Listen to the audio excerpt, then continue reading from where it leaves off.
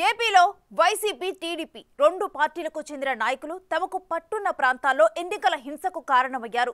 దీంతో ఈ రెండు ప్రధాన పార్టీల నేతలపై కేసులు నమోదయ్యాయి. బెయిల్ కోసం హైకోర్టు దాకా వెళ్లారు. అక్కడ ప్రస్తుతానికైతే రిలీఫ్ దొరికింది. మరి కౌంటింగ్ వరకు వారిని కట్టడి చేసే అవకాశం ఉందా? నిఘా పెట్టినంత మాత్రాన పరిస్థితి అంతా కంట్రోల్లో ఉంటుందా అన్నది కీలకంగా మారింది. ఇంకోవైపు బెయిల్ దొరికిన వారు అజ్ఞాతం వీడుతారా అన్న చర్చ కూడా జరుగుతోంది.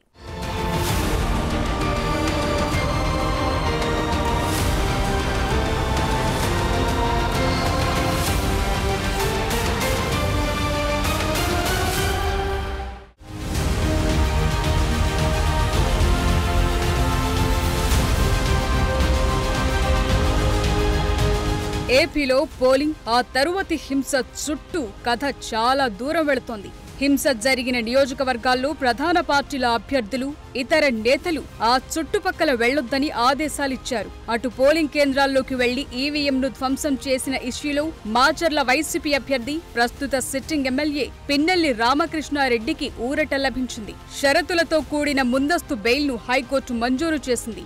జూన్ 6 వరకు ఆయన్ను అరెస్టు చేయొద్దని పోలీసులను ఆదేశించింది. అయితే పిన్నెల్లి కదలికలను మాత్రం ఎప్పటికప్పుడు పర్యవేక్షించడంతో పాటు నిఘా ఉంచాలని రాష్ట్ర ఎన్నికల ప్రధానాధికారిని హైకోర్టు ఆదేశించింది. అంతేకాదు పిన్నెల్లి వెంట 4 వ్యక్తులకు మించి ఉండకూడదని తేల్చి చెప్పింది. దర్యాప్తునకు ఆటంకం కలిగించడం కానీ, సాక్షులను బెదిరించడం కానీ చేయటానికి వీల్లేదని కోర్టు స్పష్టం చేసింది. జూన్ 6 వరకు ఇచ్చిన ముందస్తు బెయిల్ గడువు సమయంలో ఎలాంటి నేర ఘటనలకు పాల్పడొద్దన్నారు.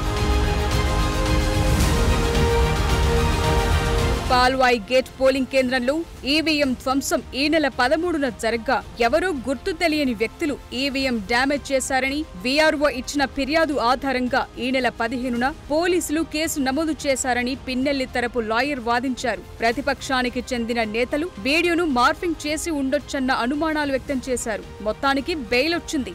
ఎమ్మెల్యే పిన్నెల్లి రామకృష్ణారెడ్డిపై పోలీసులు 10 సెక్షన్ల కింద కేసులు నమోదు చేశారు. ఐపీసీ, ప్రజా ప్రాతినిధ్య చట్టం, పీడీపీపీ చట్టాల పరిధిలోని 10 సెక్షన్లు పిన్నెల్లిపై నమోదయ్యాయి. ఐపీసీ 143, 147, 448, 427, 353, 452, 120B, ఆర్పీ చట్టం 131, 135 సెక్షన్లతో కేసులు నమోదయ్యాయి.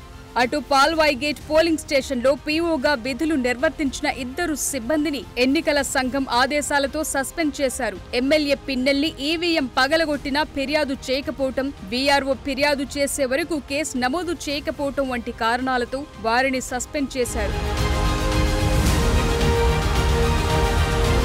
మరోవైపు పోలింగ్ రోజు నమోదైన పలు కేసుల్లో నిందితులుగా ఉన్న టీడీపీ, వైసీపీ, ఇండిపెండెంట్ అభ్యర్థులు తమను అరెస్టు చేయకుండా రక్షణ కల్పించాలని హైకోర్టును ఆశ్రయించారు. తాడిపత్రి టీడీపీ అభ్యర్థి జేసీ అస్మిత్ రెడ్డి, వైసీపీ అభ్యర్థి కేతిరెడ్డి పెద్దారెడ్డి, ఇండిపెండెంట్ పరిమి సోమశేఖర్ నాయుడు, దెందులూరు టీడీపీ అభ్యర్థి చింతమనేని ప్రభాకర్, నర్సారావుపేట వైసీపీ అభ్యర్థి గోపిరెడ్డి శ్రీనివాసరెడ్డి ఇలా 2 పార్టీల నాయకులకు హైకోర్టులో ఊరట దక్కింది.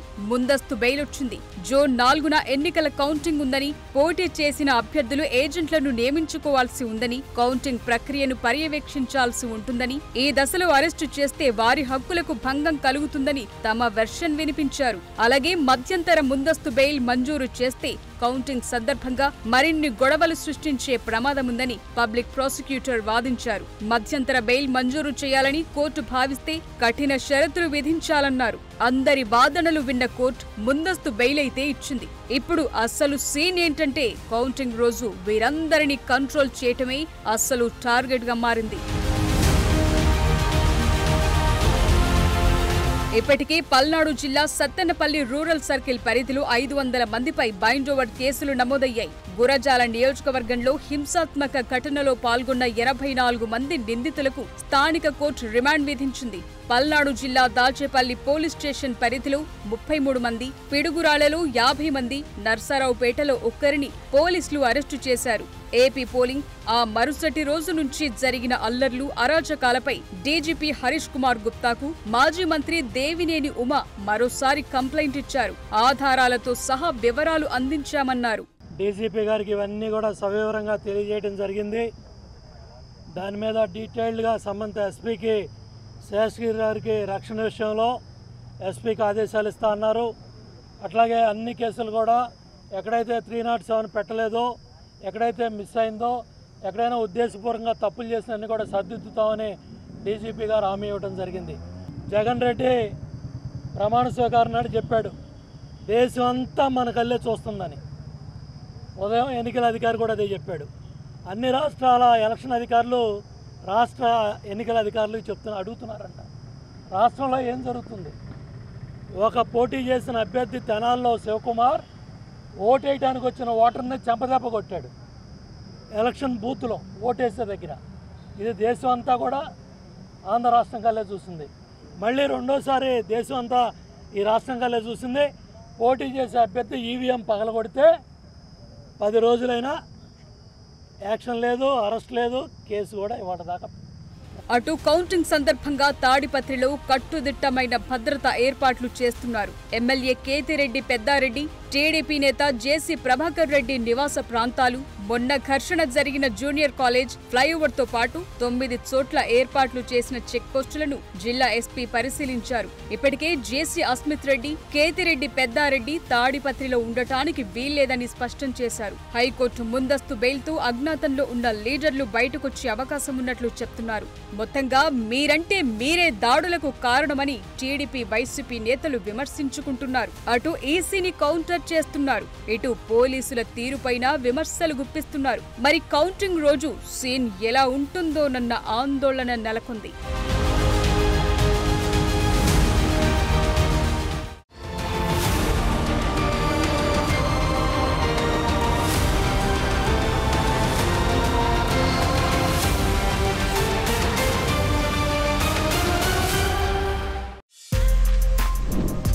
For more videos like this, subscribe Big TV channel.